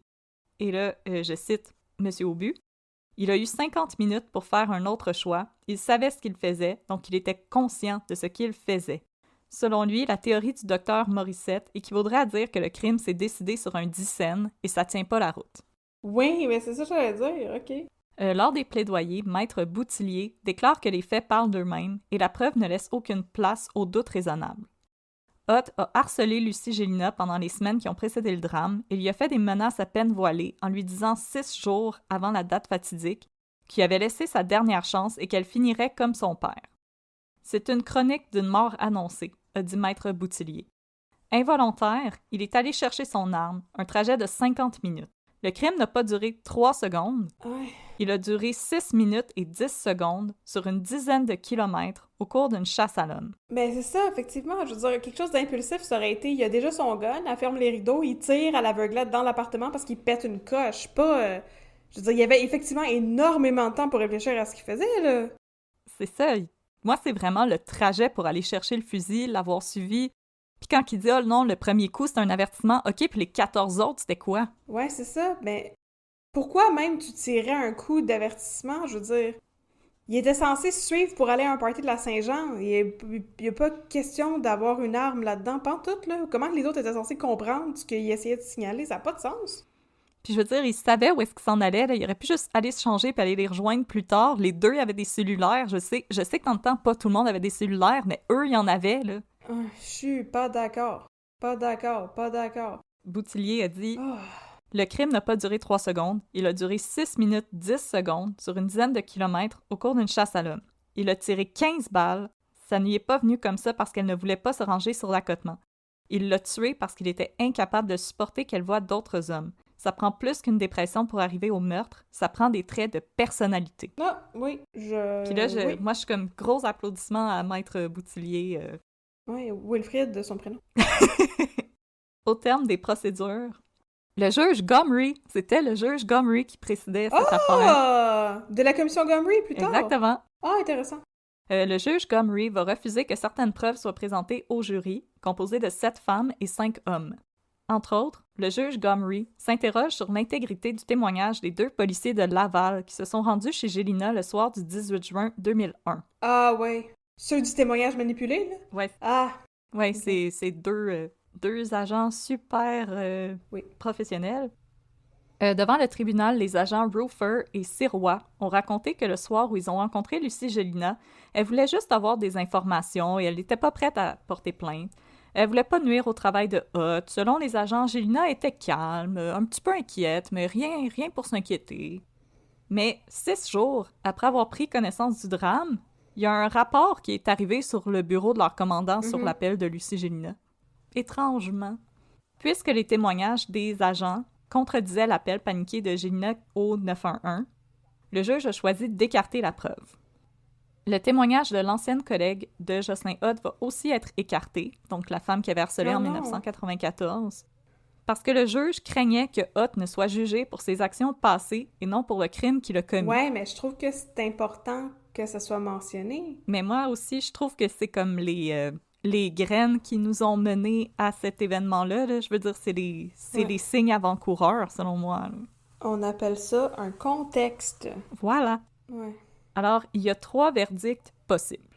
Meurtre prémédité, meurtre non prémédité ou homicide involontaire. Il n'y a aucune possibilité d'acquittement. Culpabilité majeure, mais modérée. C'est ça. Alors, Catherine, selon toi, le verdict? Premier degré. Le 18 décembre 2002, bonne fête moi, Hutt est reconnu coupable du meurtre prémédité de Lucie Gélina. Il est également reconnu coupable de tentative de meurtre sur les personnes de David Savard, Pierre Mainville et Hugues Ducharme. Il écope d'un emprisonnement à perpétuité, sans libération conditionnelle possible avant 25 ans, plus des peines complémentaires de 20, 15 et 15 ans de pénitencier pour les tentatives de meurtre. Ouais, pourquoi pas? Good, I like that. Le juge Gomery ne ménage pas ses mots à l'endroit de Hutt. Je n'ai jamais entendu un mot de remords que Jocelyn Hutt pourrait avoir à l'égard des victimes. Je n'ai aucune empathie pour l'accusé qui est un narcissique qui pense juste à lui et ne regrette rien. Lucie Gélina ne méritait pas la mort. Vous avez trahi la fierté de vos parents, de vos enfants et de la GRC. Malgré la lourde peine dont écope Jocelyn Hutt, les vies de Hugues Ducharme, David Savard et Pierre Mainville sont à jamais changées par ce soir fatidique du 23 juin 2001. Hugues Ducharme, qui travaillait dans une usine, n'a jamais pu reprendre le travail. Oh.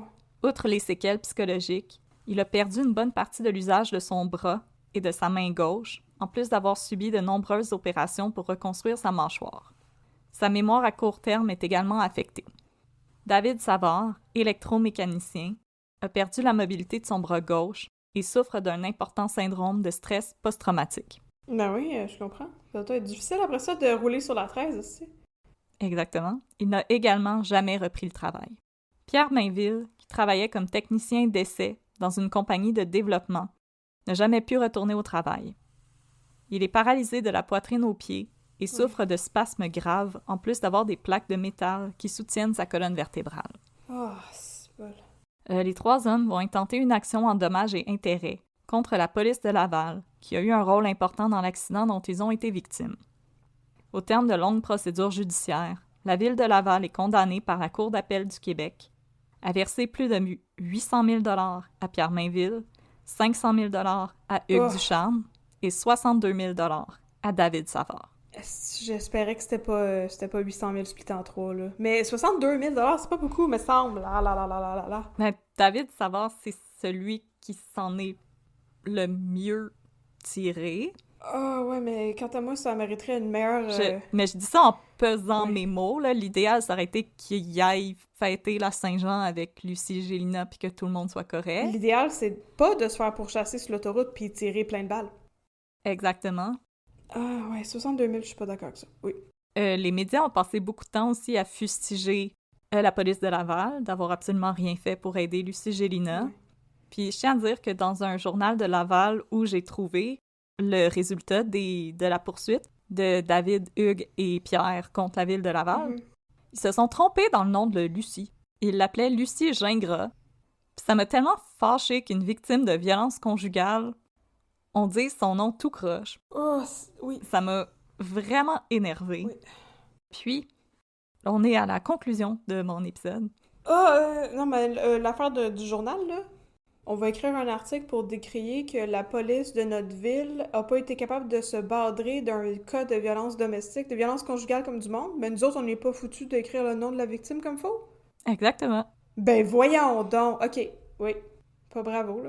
On n'est plus en 1879, là, c'est pas Mary Gallagher, là. Non, non. Il y a des sources pour vérifier, c'est pas difficile. Il y avait beaucoup d'articles de la presse, là. C'était pas difficile de trouver des choses comme Ça il faut. vient de la part de la personne qui est pas capable de prononcer le nom de Jonathan Betté comme du monde. Écoute. Oui. Mais là, on en est à la conclusion. Ah! OK. Jocelyn Hutt est décédé d'un cancer du pancréas en 2014 à l'âge de 55 ans. Il était toujours emprisonné à Sainte-Anne-des-Plaines.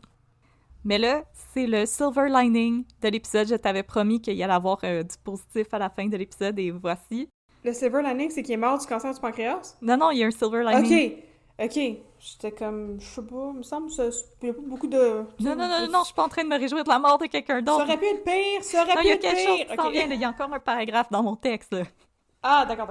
Pierre Mainville a refusé de se laisser abattre. Il a fondé une famille, il est père de 2 enfants, Oh! et il a voué son énergie à la pratique de l'escrime de haut niveau. Il a participé aux Jeux paralympiques de Pékin en 2008, Londres en 2012, Rio en 2016. Il est le premier médaillé du Canada au championnat du monde d'escrime en fauteuil roulant en 2010. Interrogé au moment du décès de Hutt en 2014, Mainville s'entraînait encore pour participer à des championnats d'escrime et disait n'éprouver aucune rancœur à l'endroit de Hutt, que celui-ci avait tout mis derrière lui et qu'il se concentrait sur son avenir. C'est donc bien beau, ça! Ok, je suis d'accord que c'est une belle finale. Puis tu sais que j'aime ça, les Jeux olympiques! Puis il y avait une photo de Pierre Mainville qui posait vraiment fièrement dans son habit d'escrime. Puis c'était vraiment une belle finale. Oh, wow! Je suis contente pour lui! Oh, Catherine! Ah, c'est très inspirant. C'était un cas rough. Au moins, il y a eu justice. Puis le silver lining, c'est qu'on peut parler des Jeux olympiques. Oh non, mais c'est... Oh! Puis j'ose espérer qu'en 2022, dire qu'une femme aime avoir du sexe, ce n'est plus un argument pour défendre la personne qui l'a assassinée. Ah, effectivement. Oh, je suis contente pour Pierre Mainville. Pour ce cas-là, j'étais un peu curieuse de savoir, Catherine, ce que t'en pensais versus Denis Lortie, que c'était aussi un peu une bataille de psychiatres en cours. Ouais, je sais que tu m'as dit ça, mais je sais pas, toute la pitié que j'éprouvais pour Denis Lortie, je ne l'éprouve pas pour Jocelyn Hutt. J'ai de la misère à... J'ai de la misère avec le contexte, justement, que le juge essayait d'écarter, là. Je trouve que, justement, son historique d'harcèlement puis de comportement comme manipulateur et contrôlant à l'égard des femmes, ça rend ça plus dur pour moi d'avoir l'impression qu'il a pété une coche puis il était plus qu'en contact avec la réalité. Non. Quand Denis Lortie, lui, il avait... Ben, je veux dire, oui, effectivement, le contexte est similaire. Je veux dire, c'est des gars de l'armée, ils ont pris, tu sais, des armes de service pour aller faire... Mais justement, le contexte est différent dans le sens où, Denis Lortie avait l'air d'avoir des problèmes de santé mentale qui étaient, je dirais, peut-être plus graves que ceux de Jocelyn Hutt, là. Je veux dire, on n'a jamais su le fin mot de l'histoire, puis s'il y avait de la schizophrénie ou whatever, mais c'était de la psychose. Là. Il perdait complètement contact avec la réalité par moment. Puis après ça, il revenait puis il disait c'est mon esprit qui me dit de faire des choses puis je comprends pas pourquoi puis j'ai plus le goût de vivre, tu sais. Puis je sais pas. Dans ma tête, c'est pas la même chose. Puis tous les abus puis la violence que Denis Lortie avait vécu, ça aussi, je trouve ça pèse lourdement dans la balance, là, le fait qu'il se faisait harceler sur la base de Carp, que les gens riaient de lui parce que c'était un francophone, parce qu'il avait pas de dents, parce qu'il était bizarre, parce que, tu sais, Jocelyn Hott avait pas tous ces facteurs-là dans son existence à lui. Je veux dire, il a essayé de dire qu'il se faisait harceler par des femmes parce que c'était des nymphomanes, mais je sais pas, j'ai pas l'impression qu'il était victime des circonstances comme Denis Lortie l'avait été, tu sais. Ça excuse pas du tout ce que Denis Lortie a fait, par exemple. Ça, je veux dire, faut qu'on le rappelle, là. C'est assez épouvantable d'aller faire une tuerie à l'Assemblée nationale, faites pas ça, mais je veux dire, non, je les mets pas dans le même panier. Non, ben, j'étais quand même curieuse de t'entendre là-dessus, mais moi aussi, ce que je vois, c'est un long pattern de haine envers les femmes, de désir de contrôle, de pouvoir. Ouais. Puis moi aussi, quand j'ai vu que le juge avait écarté la preuve de la femme qui avait harcelé en 1994, j'étais pas d'accord du tout. Pour moi, c'était des signes avant-coureurs là, qu'il allait se passer quelque chose. Oui. Puis effectivement, c'est difficile de savoir quoi faire du témoignage de son ancienne femme. Il était marié, c'est ça. C'était pas juste son ancienne conjointe, c'est son ancienne femme. C'était son ancienne femme, me semble. Ouais, ben effectivement, parce que, je veux dire, je sais pas, j'ai quand même l'impression que peut-être qu'elle a été victime d'abus là-dedans, puis qu'elle s'est fait beaucoup manipuler, puis je sais pas trop. Non. C'est très difficile, mais effectivement, je trouve que il y a quelque chose dans le rapport au pouvoir sur l'autre qui est inquiétant puis qui se profilait depuis longtemps, là. Je veux dire, justement, on fait pas du armchair psychology, mais Denis Lortie, il était pas rentré dans l'armée parce que ça y tentait d'avoir du pouvoir sur le monde. Tu sais, lui, il voulait... C'était weird, puis je veux dire, c'était complètement irrationnel, mais tu sais, il voulait se porter à la défense du peuple canadien-français et de la langue française. C'était pas parce que j'aime ça avoir un gun, c'est impressionnant. Tu sais, je pense que j'aime ça avoir un gun, c'est impressionnant, devrait être un red flag quand t'es en train de faire tes entrevues pour l'armée ou un corps de police en général, là. Pas sûr c'est une motivation qui... ouais. Mais je tiens à dire dans les commentaires, parce que l'épisode de Un tueur se proche, il est disponible sur YouTube. Mm-hmm. Puis dans les commentaires, c'était un peu ça qui revenait beaucoup. Les bœufs, c'est tout du monde avec un complexe de supériorité puis un gun. Puis je me dis comme wow. Là. Je pense pas du tout. Je pense qu'ici, on est plus vraiment dans un cas individuel d'une personne qui avait un problème avec les femmes.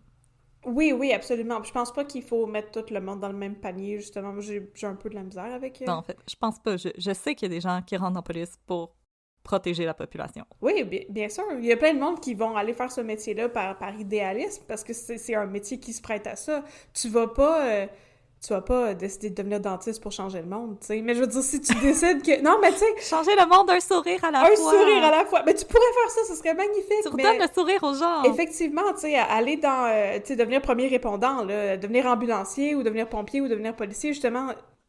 J'ai aucun problème à envisager que tu puisses décider de faire ça parce que tu as envie de changer les choses et de faire une différence positive dans le monde, tu sais. De venir en aide aux gens. Oui. Mais si tu me permets, Catherine, oui, j'aimerais faire une recommandation média à nos auditeuristes. Ben oui, c'est quoi? J'aimerais recommander, je t'en ai déjà parlé, la 3e saison de la série Plan B. Oui! Je pensais à Véro TV qui est disponible sur tout.tv. Bon, c'est l'extra, mais l'extra, vous pouvez l'avoir gratuit pendant 1 mois, puis il y a 6 épisodes, donc ça assure. Regarde assez facilement, puis dans le fond, rapidement, c'est l'histoire d'une jeune femme qui est jouée par Anne-Élisabeth Bossé, qui est patrouilleur et qui se rend sur les lieux d'un drame conjugal qui va mal se terminer.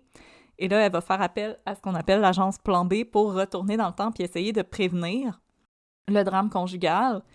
Mais ce qu'on constate, c'est que c'était pas... Le problème était beaucoup plus profond que ce qu'on pense. Puis c'est pas parce que à les empêcher de se voir ce jour-là que ça va pas arriver. C'est pas parce que c'est pas arrivé mardi que ça arrivera pas jeudi. Ouais. Donc on voit vraiment à quel point c'est un problème avec des ramifications profondes et qui demande de l'aide une volonté de changement. Ouais. Je trouve que c'était une série absolument magnifique qui montrait vraiment la violence conjugale avec beaucoup de nuances. C'était tout en teinte de gris. Puis on voit autant la détresse d'une victime que la détresse mentale d'un perpétreur. Puis je trouvais que c'était très fort de cette série-là de quand même montrer une certaine empathie pour un monstre. En tout cas, moi, je trouve que c'est une chose que on fait bien au Québec. On fait de l'excellente télé au Québec. Je sais que Très nuancé. Micheline de Sinor est pas d'accord avec nous. Là. Elle a dit qu'il y en a pas de talent au Québec, mais moi, je dis il y en a énormément du talent au Québec. Ben oui, puis... On peut être très fiers de notre télé. Je pense justement qu'il y a quelque chose de très positif dans la manière dont on réalise des histoires comme ça, puis on les, qu'on les adapte à l'écran, ou qu'on les invente, ou qu'on les crée et tout. Dans les productions hollywoodiennes, les choses sont souvent très manichéennes, c'est très blanc ou noir, puis j'ai l'impression très justement... spectacularisé. Oui, oui, effectivement, tout est super sensationnel, puis comme dans District 31. Non, mais non, mais tu sais, tout est super sensationnel, puis j'ai l'impression que on fait souvent le pari d'essayer de représenter les choses de manière un peu plus nuancée au Québec. Puis honnêtement, moi, j'apprécie ça. Je trouve que c'est rafraîchissant. Mais il y avait un moment particulièrement marquant dans la série où Anne-Élisabeth Bossé va accompagner l'homme violent, qui est magnifiquement joué par Vincent Leclerc. Vincent Leclerc, qu'on aime d'amour. Séraphin, mon amour. Maudit qui est bon, cet homme-là. Elle va l'accompagner dans un centre pour hommes qui ont des problèmes de violence. Puis elle va croiser une femme qui travaille dans ce centre-là, puis elle fait le saut en la voyant. Puis la femme lui dit, écoutez, c'est toujours des femmes qui aident les femmes, puis des hommes qui aident les hommes. Comment on peut espérer se comprendre un jour? Oh. J'ai trouvé que c'est une magnifique citation. Cette conversation-là de Anne-Élisabeth Bossé avec cet employé-là, c'était... Juste ça faisait la série au complet, parce qu'elle lui disait aussi, imaginez la détresse que quelqu'un vit pour en venir à faire subir ça à quelqu'un. Oui. C'était magnifique. C'est pour ça que j'ai autant adoré cette série-là, parce que c'est vraiment un regard nuancé et humain sur la violence. Oui, c'est rough. Oui, il y a des scènes de violence conjugale, mais ça vaut un visionnement. Honnêtement, c'est magnifiquement bien écrit, c'est magnifiquement joué par Anne-Élisabeth Bossé et Vincent Leclerc. Ça vaut vraiment un visionnement. Je trouve que c'est une super belle façon de finir cet épisode. Puis là, entre toi et moi, t'es-tu tannée de faire des féminicides ou t'es correct? Parce que si chez toi, je trouverais ça rough en tabarnouche. Ça fait combien de fois? C'est ton 3e cas? Non, plus que ça. Je veux pas parler de ma vie personnelle. J'essaie de garder comme une partie de ma vie pour moi, mais pour moi, il y a quelque chose de cathartique. Ouais. Parce que moi, je pense que c'est des histoires qui sont vraiment... justement très difficile à raconter, mais que tu racontes très bien. Puis je te remercie de faire ça parce que justement, moi, j'aurais pas le cœur de le faire. Je trouve ça trop difficile. Puis je sais pas, j'ai l'impression que quand on en parle, en même temps, on en profite pour donner des ressources, pour exposer un peu des signes. Puis j'espère des fois qu'il y a peut-être des gens que ça va peut-être les aider à constater des situations. Puis comme je vous dis, allez sur le site SOS Violence Conjugale. C'est vraiment quelque chose de très smooth. Vous pouvez juste chatter en ligne avec quelqu'un. La personne ne va pas appeler la police pour vous, quoi que ce soit. Elle est là pour discuter, vous donner de l'information. C'est vraiment très en douceur. C'est une ressource d'aide. Donc, je vous invite à vous y rendre. Il y a un questionnaire aussi que vous pouvez remplir. Puis le questionnaire, chaque réponse à laquelle vous répondez vous explique pourquoi c'est un signe auquel vous devriez vous attarder. Ouais. Effectivement. Puis je trouve ça d'autant plus important que tu acceptes de faire ce travail-là parce qu'on sait, statistiquement, que c'est beaucoup des jeunes femmes qui consomment du true crime puis qui nous écoutent. Puis justement, ça tape in dans l'idée que souvent, en tant que femme, on consomme des produits comme ça parce qu'on aime s'outiller. Tu sais, je trouve que c'est vraiment quelque chose d'admirable ce que tu es en train de faire. Puis justement, moi, c'est des affaires qui m'affectent énormément. Puis j'ai pas le cœur de faire des histoires... tu sais, déjà que j'ai fait Benoît Gay avec des agressions sexuelles en série, moi, les violences faites aux femmes, c'est quelque chose justement qui m'affecte trop pour que je sois capable d'en faire plusieurs cas. J'ai pas cette force-là puis ce courage-là, fait que je trouve ça admirable que tu l'aies, puis je te remercie beaucoup pour ce que tu fais. Merci de m'accompagner là-dedans aussi, parce que je pense que t'es ma roche aussi souvent, là. C'est difficile pour moi, mais t'es là, puis ça me fait du bien d'en parler avec toi, puis de t'entendre rire, puis que tu me fasses des sourires comme ça. Moi, ça m'aide. Comme, oui, c'est rough, mais en même temps, ça peut aider quelqu'un, puis pour moi, c'est un moment où est-ce que je peux discuter avec toi, puis on se rapproche. Oui. Ça me fait quand même du bien, au fond. Peut-être qu'un jour, je vais accepter finalement de faire le cas qui m'a... Tu sais, parce qu'on a tous une histoire qui nous a plus marqué, ou tu sais, dans notre vie personnelle, ou quelque chose qu'on a vu qui a comme touché une corde sensible, puis qui nous a fait s'intéresser au true crime. C'est ça. Moi, il y a quelque chose qui a été couvert justement par un tueur si proche qui est arrivé dans ma ville à une fille qui allait à mon école secondaire, puis je sais que c'est la raison pour laquelle j'ai énormément de difficultés avec toutes ces histoires-là. C'est une histoire de violence faite aux femmes, puis un jour, je vais peut-être avoir le courage de le faire, puis je sais que tu vas me rendre l'appareil, puis tu vas être là pour moi pour m'épauler à travers ça. Ah! C'était plein d'amour et de bienveillance. Ah, je m'attendais pas à pleurer à la fin de cet épisode, mon Dieu. Les Jeux olympiques, le Paralympique, Pierre Mainville. Oh, c'était vraiment... Oui, c'était beau et inspirant comme finale, ça, je suis vraiment d'accord. On espère que vous avez apprécié cet épisode qui était vraiment très bien rodé. Merci beaucoup, Audrey, pour tout ça. Mon Dieu, je suis fatiguée, là. Ça a pris toutes mes émotions, écouter cette histoire-là. Oh! Alors, on vous remercie beaucoup, chers auditeurs, chères auditrices, de vous être joints à nous. Si vous voulez avoir plus de contenu comme ça, ben on essaie d'en rendre disponible le plus que c'est possible dans la mesure du possible. Puis vous pouvez nous suivre sur Facebook, @unpeudecrime, sur Instagram, @unpeudecrime dans ton café. Puis là, je pense qu'il faut qu'on le signale avant que ça change. Je sais pas si ça a déjà changé, j'aurais dû faire un screenshot, là, mais l'autre jour, on avait 666 abonnés sur Instagram. C'est le chiffre du diable! Et j'aurais vraiment dû faire une capture d'écran! Le chiffre juste 666. Non, mais merci beaucoup pour tout votre soutien. C'est incroyable, 666 personnes sur Instagram, quand nous autres, on fait comme... Oh non, on est rendu à 668. Non! Non! Oh non, mais c'est ça, moi je trouve ça vraiment incroyable parce qu'on fait pas de publicité ciblée, on n'a pas de sponsored content, on n'est pas Joe Rogan, je trouve ça vraiment incroyable qu'on réussisse à atteindre ces chiffres-là. Merci beaucoup. Non, Neil Young n'est pas parti de Spotify à cause de nous. Ben, tant mieux. Moi, j'espère qu'on va être la raison pour laquelle Neil Young va revenir sur Spotify, parce que j'aimerais ça. Écouter sa musique encore, ben je peux déjà l'écouter parce que je possède ses CD, parce que je suis vieille. T'es tellement vintage. Je suis très vintage! Fait que oui, on vous remercie beaucoup pour votre soutien. Fait que suivez-nous sur Facebook @unpeudecrime, sur Instagram @unpeudecrime dans ton café. Si vous avez des recommandations de café ou de cas, ou si vous voulez passer, je sais pas si ça vous tente de passer des messages en ondes. On n'a jamais fait ça, mais pourquoi pas, tu sais. Écrivez-nous, unpeudecrime@gmail.com. Stay tuned et allez sur nos réseaux sociaux. Puis si vous dites « Oh, mais non, c'est parce qu'ils ont probablement d'autres choses à faire dans leur vie que de lire mes courriels. Je vais pas leur écrire. » Non, moi, j'ai rien d'autre à faire. Donc, écrivez-moi. On les lit tous, on vous non, garantit. Mais sérieusement, oui, on les lit tous. Puis on essaie de vous répondre le plus rapidement possible. Puis ça nous fait toujours vraiment chaud au cœur de vous entendre et de vous lire. Parce qu'il y a toujours une personne qui nous appelle. Mais appelez-nous pas si ça fait peur. C'est correct. Si je connais pas le numéro, je réponds pas. Non, c'est ça. Fait que si vous... Mais là, vous savez comment ça marche, là. Ça fait comme 30 épisodes qu'on fait les 2 minutes de babine. On embarque direct tout de suite maintenant dans les 2 minutes de babine consacrées à District 31. Yes, sir. Yes, sir. 2 minutes de babine.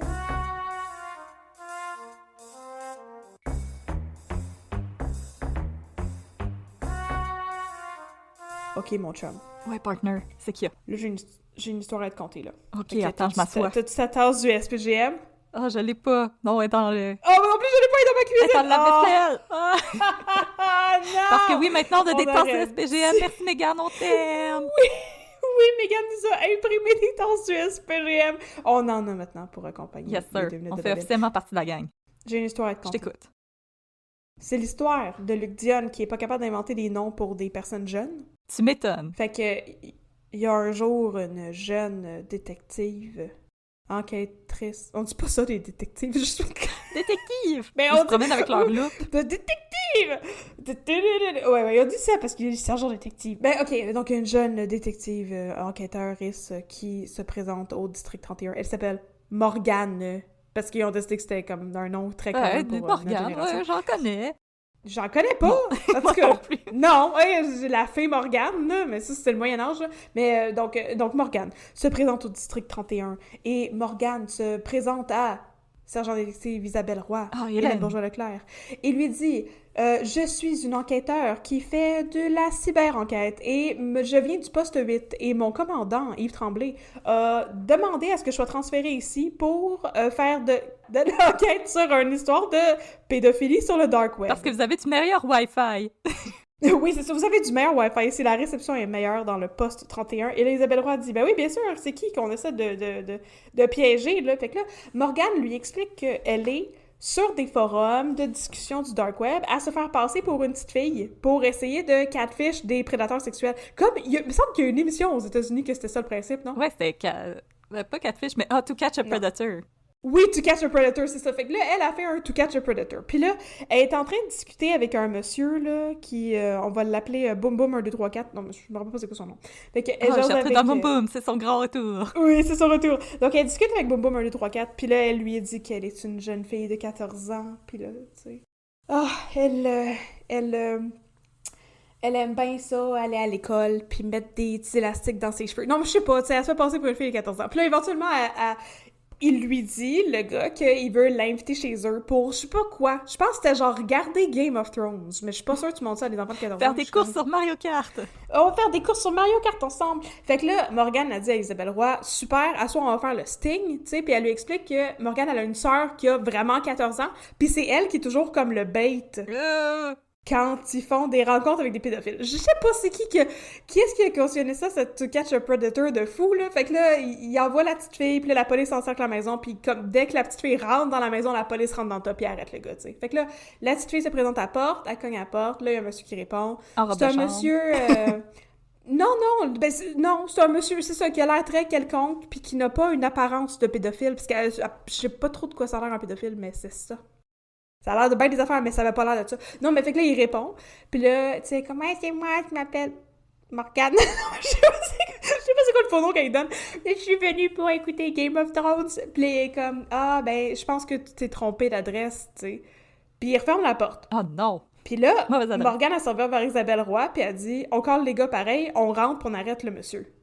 Puis Isabelle Roy est comme, ouais, mais la petite fille est pas rentrée dans la maison. Comme, techniquement, il a pas commis de crime. Il y a rien de mal. Non, c'est ça. Fait que là, Morgane colle quand même les gars, là, puis il arrête le monsieur. L'escouade tactique. Et là, pendant que Isabelle est en train de checker qui est ce monsieur, il me semble, s'appelle François Paradis, mais comme je suis pas trop accrochée à ce nom-là. Yves Tremblay, je m'en rappelle, mais François Paradis, je suis pas sûre. Mais en tout cas, François Paradis, ben, Isabelle fait un background check sur lui, et elle réalise que François Paradis... il vient de se séparer de sa femme. Oh. Et le nouveau conjoint de sa femme, c'est le commandant Yves Tremblay. Oh non! Est-ce que tu vois le conflit d'intérêts qui se profile à l'horizon? Donc, c'est ça, là, elle réalise que, mon Dieu, mais il y a un conflit d'intérêts du Saint-Sacrement dans cette histoire. Fait que là, est-ce que c'est le hasard total qui a mené Morgane vers le dude qui est l'ancien mari de la nouvelle blonde du commandant? Ou coincidence? I think not! Fait que là, elle demande Isabelle Roy demande à Daniel Chiasson, le commandant du 31, mais là, j'ai-tu le droit de questionner ce monsieur-là? Puis là, le commandant est comme, oui, mais faut pas faire ça n'importe comment. Fait que là, lui, il est assis au bord de la vitre teintée, tu sais, dans la salle d'interrogatoire et tout. Et là, Isabelle Roy va questionner le commandant. Et le commandant de tout le nier en bloc... J'étais pas là, je sais pas ce qui se passe. Non, je savais pas, c'est complètement le hasard. Moi, j'ai mis Morgane sur la tâche de... J'étais en Floride avec mes alligators de compagnie. Oui, exactement. Mais j'ai mis Morgane sur la tâche de catfish des prédateurs, to catch a predator. Puis j'avais aucune idée que la personne qui était targetée par cette opération-là était l'ancien mari de ma nouvelle blonde. J'étais pas au courant. Puis, en plus, Quel drôle de hasard! Il est super condescendant avec elle, avec Isabelle Roy, parce que lui, c'est un commandant, puis elle, c'est juste une sergent détective, puis il est très désagréable. Puis il a déjà animé les zigotos, comment? Oui! Ah, c'est vrai, c'est le gars qui a animé les zigotos, exactement! Fait que là, il a animé les zigotos, fait que lui, il est meilleur que tout le monde. Fait que là, bien sûr, à travers tout ça, les enquêtes internes commencent à se mêler de ça, parce que, encore une fois, conflit d'intérêt du Saint-Sacrement. Gros conflit d'intérêt, Yves Jacob, il est comme « j'aime pas ça ». Il est comme, ouais, c'est ça. Fait que là, Yves Jacob arrive, puis, tu sais, au bout d'une couple de rencontres, mettons, avec Morgane, ben, Yves Jacob puis Isabelle réussissent à convaincre Morgane de passer à la table et de se confier. Et elle leur dit que effectivement, c'est pas un hasard si elle est tombée sur Boom Boom 1, 2, 3, 4. C'est le commandant qui a donné le handle de Boom Boom 1, 2, 3, 4. Donc le commandant, vraisemblablement, savait qui elle enquêtait. Elle-même n'était pas au courant que c'était l'ancien mari de la nouvelle blonde de Yves Tremblay. Fait que Yves Tremblay se faisait passer pour une petite fille de 14 ans. Ben, Yves Tremblay a comme contribué à cette histoire de catfishing, là. Fait que là, on voit qu'il y a un conflit d'intérêts, il y a des sanctions, bon. Mais ce n'est pas la fin de l'histoire. La fin de l'histoire est vraiment tragique et terrible. T'es-tu prête? Je sais pas pourquoi je raconte la fin, parce que tout le reste, c'était bien entertaining, là. Mais c'était le voisin à Poupou. Oui, il y avait toute l'histoire que c'est le voisin à Poupou aussi. Yves Jacob commence à investigate sur Yves Tremblay, le commandant, bien sûr, parce que là, maintenant, on sait que, écoute, à moins qu'il ait décidé qu'il allait enquêter le handle Boom Boom 1, 2, 3, 4 sans savoir pantoute c'était qui, il était au courant, là, qu'il demandait à son détective d'enquêter sur l'ancien mari à sa femme, tu sais. Puis là, un matin, il y a un tragique dénouement à cette histoire, parce que...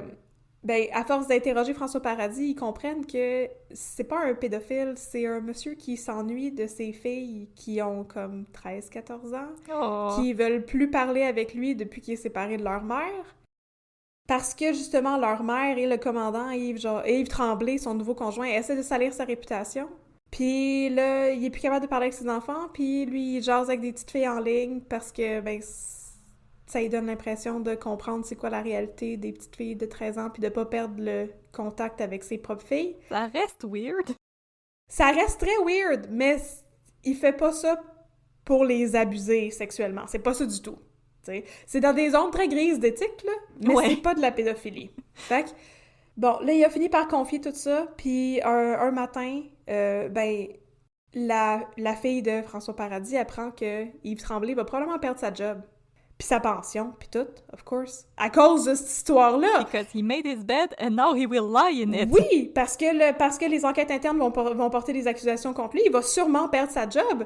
Et là, la fille de François Paradis pète une coche. Elle vole l'arme de service de Yves Tremblay et elle se rend chez son père et elle l'abat d'une balle dans la poitrine. Et ensuite, elle se fait questionner justement par Isabelle et elle lui explique que c'est parce que cet homme-là, c'était pas son père, puis que Yves Tremblay, il méritait pas tout ce qu'il allait vivre comme conséquence à cause de cette histoire-là. Son père, c'était rien qu'un pédophile. Puis là, Isabelle Roy a dit « Mais pourquoi tu dis que ton père c'est un pédophile? » Puis elle a dit « Ben parce que Yves Tremblay nous l'a dit. » Fait que la pauvre jeune fille s'était faite complètement brainwashée par son nouveau beau-père, qui avait réussi à la monter contre son père biologique, puis à la limite, à la convaincre d'aller l'abattre parce que c'était ça la solution plutôt que de permettre aux enquêtes internes de continuer et de conclure leur enquête contre Yves Tremblay. Mais là, Yves Tremblay va être encore plus dans le trouble parce que son arme de service a été utilisée pour faire un crime. Oui, mais c'était bien épouvantable cette histoire-là. Et tout ça commence avec Morgane. Avec quelqu'un avec un nom tweet. Quelqu'un avec un nom tweet. Donc ça, c'était l'histoire. Ensuite, Yves Tremblay, bien sûr, va être arrêté et envoyé en prison. Tant mieux pour lui, aussi. Mettez un autre commandant à la tête du poste 8 ou je sais pas où est-ce qu'il travaillait, qui ne sera pas un maudit tout croche qui va faire utiliser des ressources policières pour faire sa job sale. Tiens, Yves Tremblay, mets-toi les mains dans la piscine à vase des zigotos, c'est-tu le fun? Ouais, c'est ça. Fait que là, la question ici, c'est y avait-il une morale à cette histoire? Puis la réponse est non, parce que c'est District 31, il y a pas de morale. Fait que c'est ça. On n'a absolument rien à tirer de ça, à part le fait que, mon Dieu, c'était terrible comme histoire, puis le pauvre monsieur méritait pas de se faire tirer dans le chest au milieu de la rue par sa fille. Non, vraiment pas. Ah, c'était pas mal triste, ça. Maudit monsieur des zigotos. Oh! Maudit monsieur des zigotos, en plus, qui a dû endurer Anne Casabonne. Ben oui. Qui a connu Anne Casabonne avant que Anne Casabonne, je sais pas moi, vire sur le top. Bon, c'est une façon gentille de le dire. On est poli ici, hein, Elle Catherine. a viré sur le top. Fait que là, je suis due pour un refill de café, mon chum. J'ai parlé vite, là, puis je suis fatiguée. Moi aussi, j'ai On va aller souhait. chercher nos tasses du SPGM dans la vaisselle. Yes. Alright. Merci, partner. Hey, 10-4, mon chum. 10-4, partner.